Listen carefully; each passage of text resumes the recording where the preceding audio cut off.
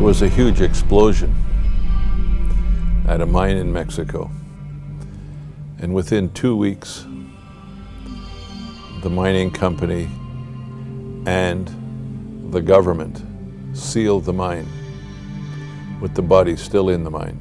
They actually cemented it shut so that you couldn't get people out. I stood in front of the spouses, the widows, the children, when there's a rescue effort still some 2 or 3 years later, trying to recover the bodies, and see those widows with their children and hanging on to pictures of their loved ones, wanting to bring closure to the tragedy that happened that passed at Concha.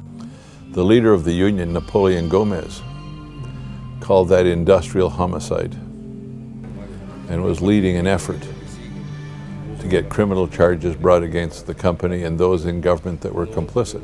That created a flurry of events that ended up with the steelworkers secreting Napoleon out of Mexico. They brought 8 different criminal charges against Napoleon. They seized the union's bank accounts. They seized his family's bank accounts. His union fought every one of those charges. Every one of those charges were dismissed with insufficient evidence, which meant they were all trumped up charges. Paso de Conchas was the spark that started the fight with Los Mineros. That's where Napoleon made his statement. That's what caused him to flee the country. And ultimately that's what put Juan Linares in jail, which I can tell you as well. Here was a guy that was in jail that was offered a tremendous amount of money to get out of jail, and a get out of jail free card.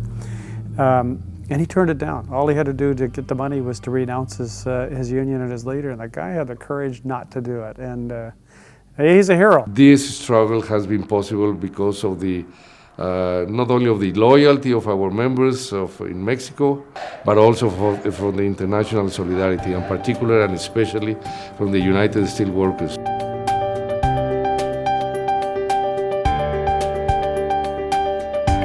Women of Steel got a call to send a delegation of 14 women to Los Mineros, or in Cananea, to visit with the miners and their families to learn firsthand what was going on in the community. It's really been effective, and the Mineros are really the only union in Mexico right now that is consistently and aggressively raising wages. Whenever we go into negotiations, we're constantly bargaining against workers in other parts of the world. I think everybody understands. When we support workers in Mexico in improving their standards, we're defending our standards.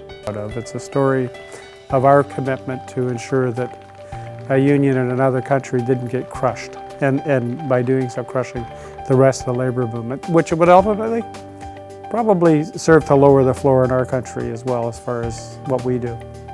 We believe that we need to create an integrated organization that will defend workers in the mining and metals industry from the southern tip of Mexico to the northern hemisphere of Canada. And we're in the process, and hopefully at this convention we will sign a document that creates an integrated organization that can defend workers and fight for workers.